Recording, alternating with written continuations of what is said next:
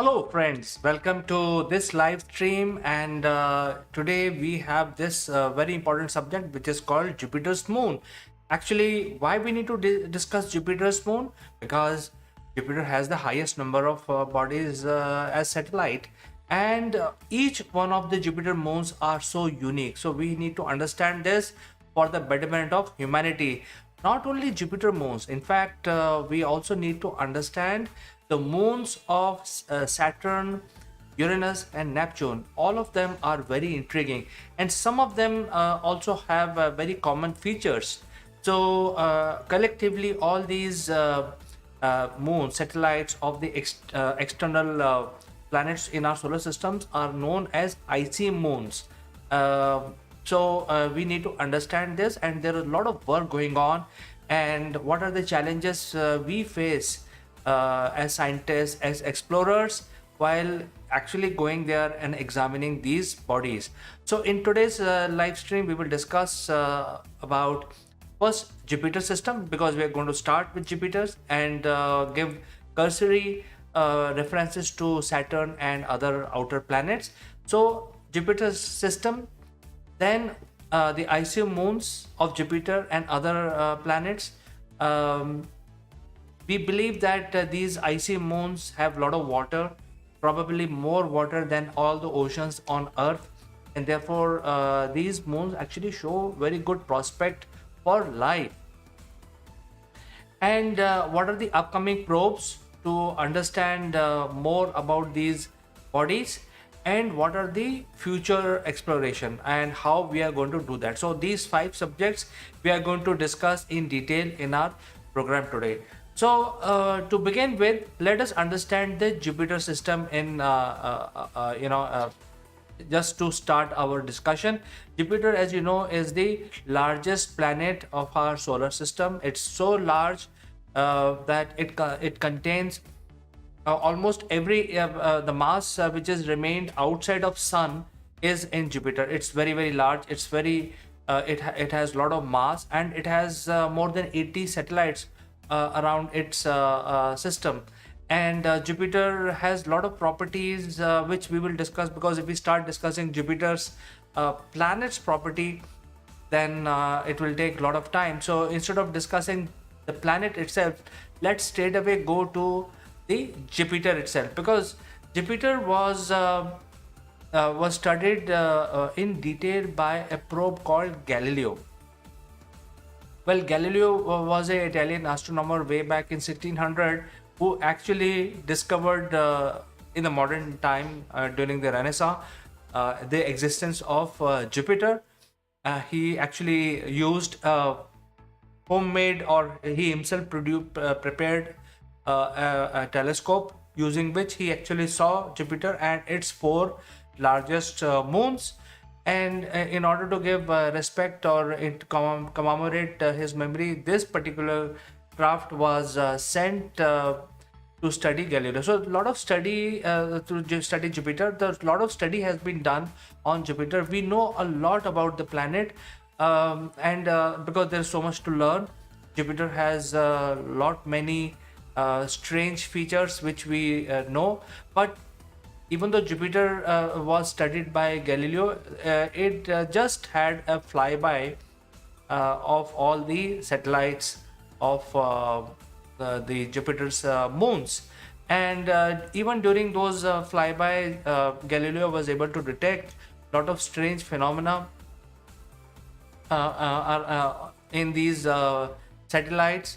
But a thorough study could not be conducted, because Galileo Probe was not designed to study these moons in detail. Although a lot of properties and a lot of different things were discovered by Galileo.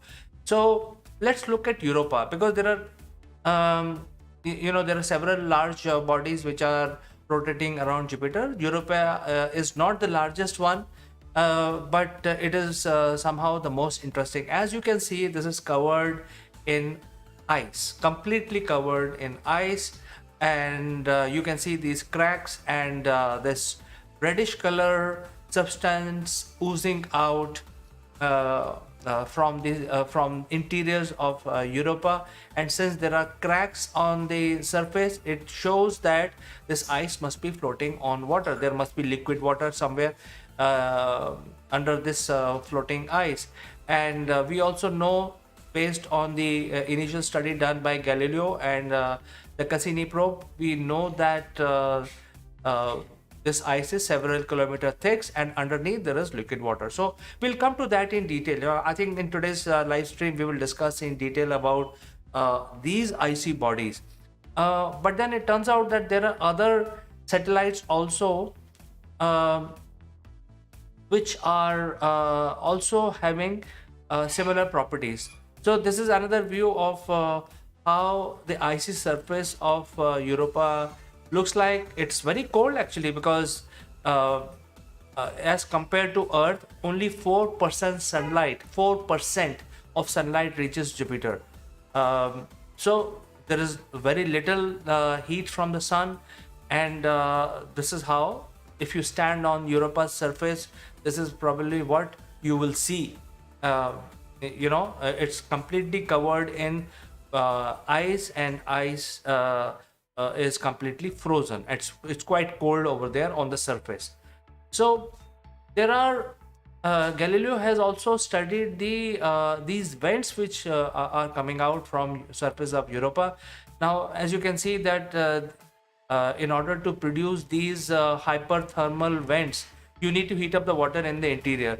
So Galileo passed through these jets of steam which is coming out from some of these cryovolcanoes on the surface of Europa, and Galileo has actually confirmed that these plumes of steam or water vapor contains organic elements. So that is why this is very interesting, because in order to generate this kind of feature, you need to heat up the water from somewhere. So there must be a source of heat within Europa which must be creating all these strange phenomena. So that is why we need to basically study Europa in a much more detailed manner. So what we now also believe that there are larger moons like Ganymede. Even this one is covered with ice, and there must be under the ice there must be an ocean. There must be a huge ocean, and in fact Ganymede is even more interesting because Ganymede has a magnetic field. It also, just like Earth.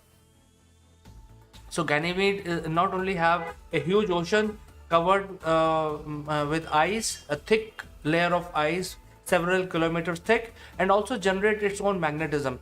So we don't know much about this, so even this needs to be studied in much detail. And in fact there is one more called Callisto. Even this body is having huge ocean of liquid water, and the liquid water is protected by a thick slab of ice. So it's not only on Jupiter. There are several bodies around Jupiter which are actually frozen completely, and out of which Europa is very interesting. And in fact in Saturn also there is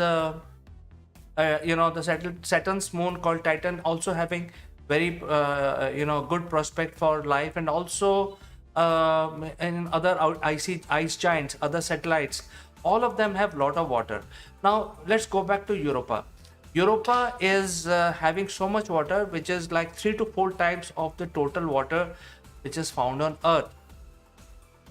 And even though Europa is much smaller in size, so the amount of water there must be on this particular body must be huge.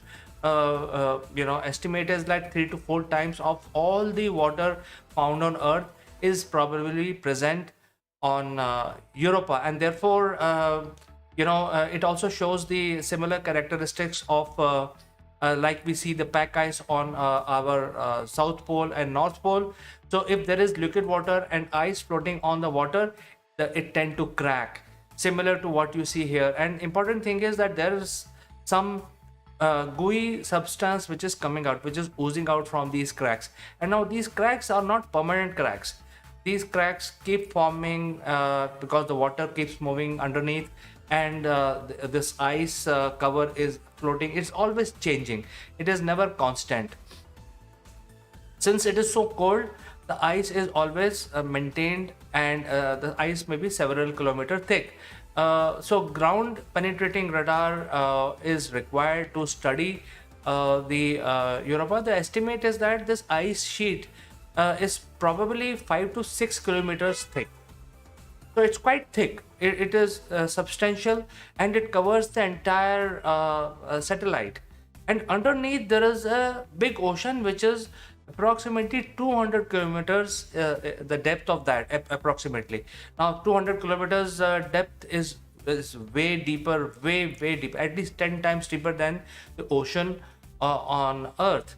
So that means Europa has a huge ocean underneath this protective layer of ice, because ice will protect the ocean, and if there is life under the layer of the ice, it will be completely protected, completely shielded from the outside radiation, and also if there are some impacts, the ice will absorb all of that, and if there is life underneath, then it will be protected by all these external elements.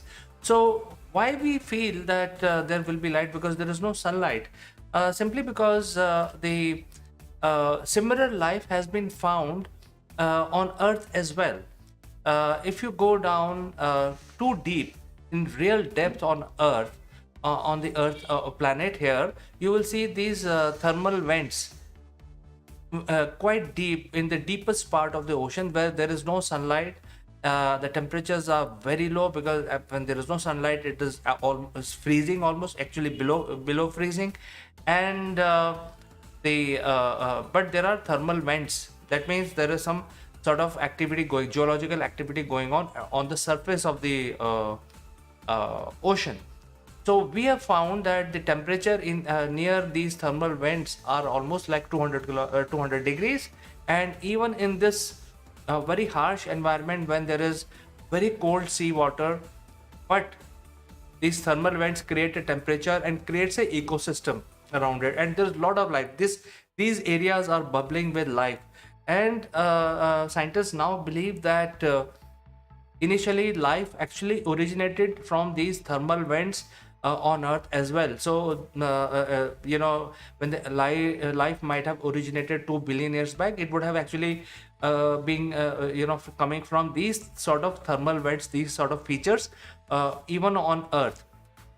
And we know that on Europa, there are water, and there are some water vapor plumes on the surface. That means the water must be heated from within, and if the water is being heated from within and there is organic compounds, that is a very good recipe for finding life. So we do not know what kind of life that may exist, but I think as per our estimate, the heat, since the sun is not present to heat up the environment, the heat must be generated internally by Europa itself and all other icy moons like Ganymede and Callisto.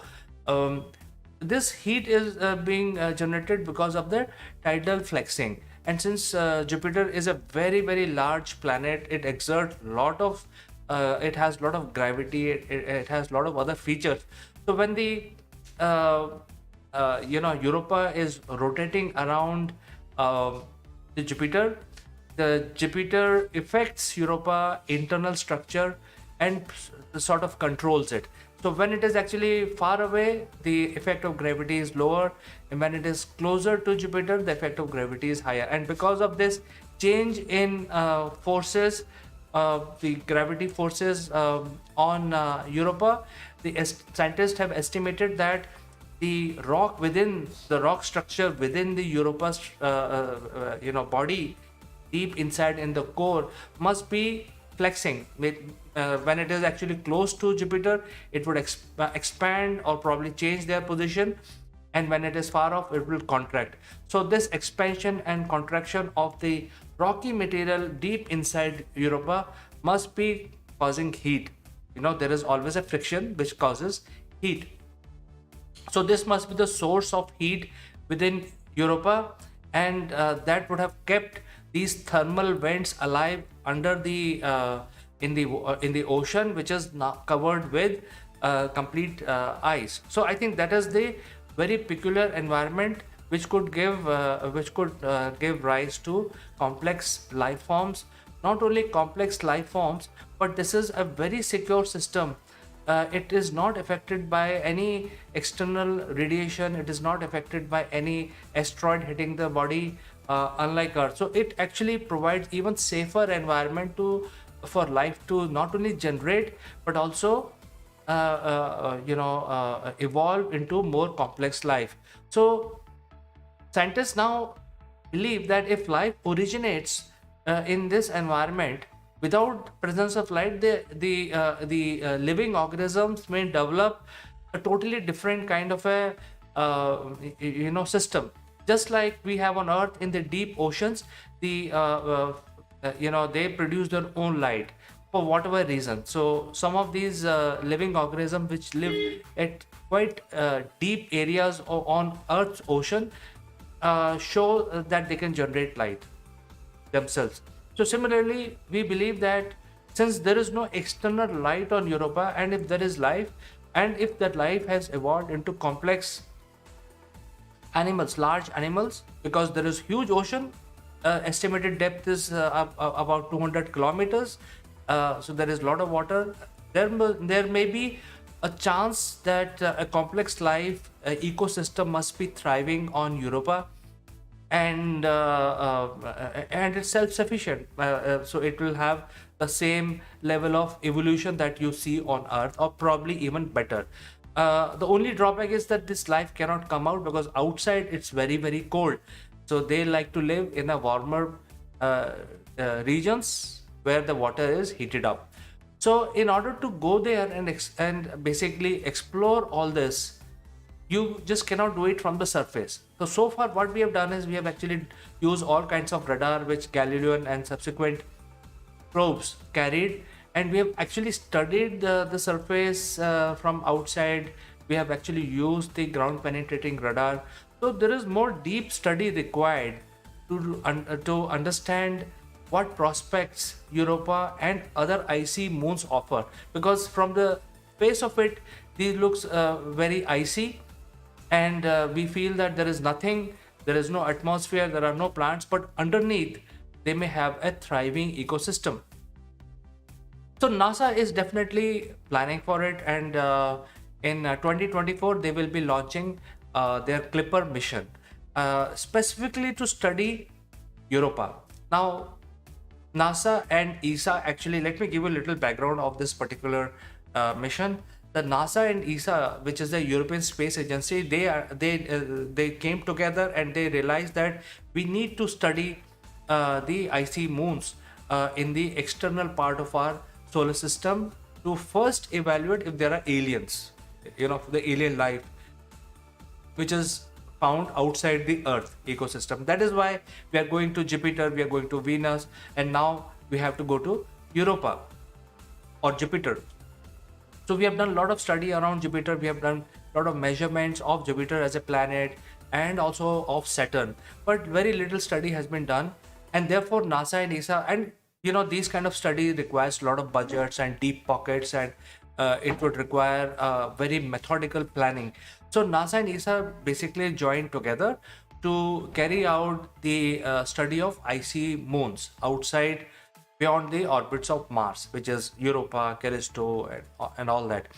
Unfortunately, NASA and ESA both did not get the approval for the budget, and then they said, okay, fine, let's go ahead with whatever we have, and then they parted way. So they decided that, okay, NASA will study based on the budget they have. They will actually work on their own probe, and ESA will work on their own probe, and they have sort of divided the responsibility. So let's go back to what we were discussing. So NASA is working on Clipper, and Clipper is an amazing probe which will study only Europa. It will actually get into orbit of Europa, and it will study only Europa. So this mission has been planned with an objective that the study of Europa will be conducted, and it has a lot of these very advanced surveillance type systems on board, and it will use all these highly sensitive equipment to basically penetrate and try to create an image from underneath what is able to detect in the water. Also carry out a deeper study of the goo type structure that you see on the surface. So this is NASA Clipper mission, which will be launched in 2024, and it will then reach Jupiter, and then immediately get into orbit of not Jupiter but only Europa, with the objective of understanding only Europa. So lot of in-depth analysis will be done by Clipper. So what is what the ESA will be doing in that case? So ESA is also working on their own system separately, and their satellite is, as you can see, it's huge. It's much bigger than Clipper. If you look at the solar panel itself, huge solar panels, simply because this craft, which is called JUICE, which is Jupiter's icy moon explorer. So this is JUICE in short. JUICE has to operate for at least 4 years, and JUICE will not focus on Europa because Clipper is actually studying Europa. JUICE instead will actually reach Jupiter system and study all other 3 icy moons like Callisto, Ganymede, etc., and also carry out deeper study of other large moons of Jupiter. So it will get into a very specific orbit around the Jupiter, and will have several flybys of Callisto and Ganymede, and with every flyby it will have deeper understanding of what is happening on these satellites. The belief so far is that even Ganymede and Callisto will have the similar features as Europa. That means a deep ocean, huge ocean, and thick ice which act as a protective layer, and there could be life inside those. So the JUICE will study other 2 to 3 icy moons, and Clipper will study only Europa. So after these these two missions, a lot more better understanding will happen about Europa, which is very important, and even JUICE will carry out these studies in future. Now both of these probe will actually, in fact, JUICE will be launched in 2023, which is this year. But it will actually use because this is a huge probe, almost 2 tons JUICE weighs, and it has to be sent on a very heavy, one of the largest rocket launch system of ESA from French Guiana, and then it will take some time to reach. So Clipper will reach Europa earlier than JUICE, but eventually both of them will reach around the same time from our perspective, and then we'll have to study this system for at least 4 years. 4 years. So that is why, and the sunlight is very dim in Jovian system.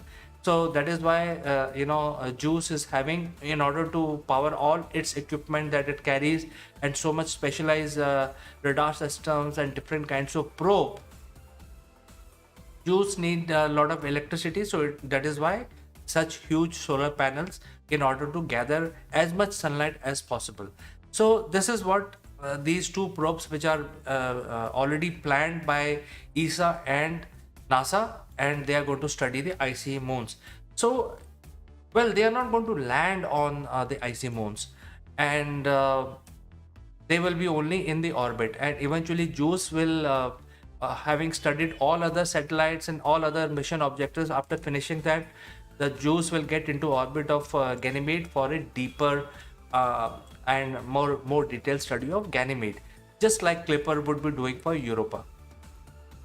Important thing is that Jupiter generates lot of electromagnetism. So the radiation Jupiter generates a lot of radiation, and it is very, very unsafe for humans to explore this system. And therefore these probes have to be made with special material, both Clipper as well as JUICE, to basically get shielded from this very high radiation environment. And if they are not shielded, then they will just fry up because of the Jupiter's radiation. And that is why the orbits have been planned for both JUICE and Clipper around Europa, keeping in mind that they spend minimum time in the high radiation areas when they are exploring these moons. But as I said, they will not be landing on the surface uh, of these satellites, and that is where the future comes in, because there is a lot of preparation being done about landing. And then there is nothing like touch feeling the things firsthand. There is nothing like that. So until unless, although on the surface of it looks very exciting, but to actually go and really photograph these living organisms, if Clipper and JUICE confirms that there are living life inside the oceans of Ganymede, Callisto, and Europa, then the next mission would be to basically go and drill the ice sheet and examine these ecosystems underneath up close. And that is the future. So I think there is step by step we have to go. If the signs are not very positive after these two missions, then probably we will have to look elsewhere. But if they are positive, because even Galileo Probe way back in the last century had confirmed that there were organic compounds being thrown out from these jets on Europa. So I think the next mission after this would be to basically land on the surface. So here I'm talking about the future activity which is being planned. And when we land on the surface, we have to start drilling. And you know that just cannot drill the ice. So it's a big thing. And we have the similar environment in Antarctica here, where we sometimes for exploration we need to drill. So we just simply cannot drill the ice sheet, because for drill bits to work in ice, it is not going to happen. So what is the way out? So drilling is not a viable solution. So we have to use some sort of a heat probe, which will actually start start melting its way through the ice sheet. That is the plan for NASA. But then what probe we can plan so that it continues to generate heat and drill or make a hole, and keep going down 5 to 6 kilometers underneath and pass through the ice sheet completely. And for that, scientists have worked out a nuclear drill. That means there is no physical movement. The probe which will be sent on the surface of these satellites, there will be a nuclear engine which will generate constant heat, and because of that, this constant heat will actually melt the ice, and that is how the probe will keep drilling its way or making a hole through the thick ice sheet, and keep going downwards into the ocean. And then it will be connected on the surface, so that as and when it is using a cable, a very sturdy cable, so when it reaches the ocean, it will be able to send pictures to the probe which is there, which is connected to this the satellite. And then there will be something in the orbit of Europa or Ganymede, which will then send those actual pictures shot in the oceans of Europa back to Earth. So this is a plan.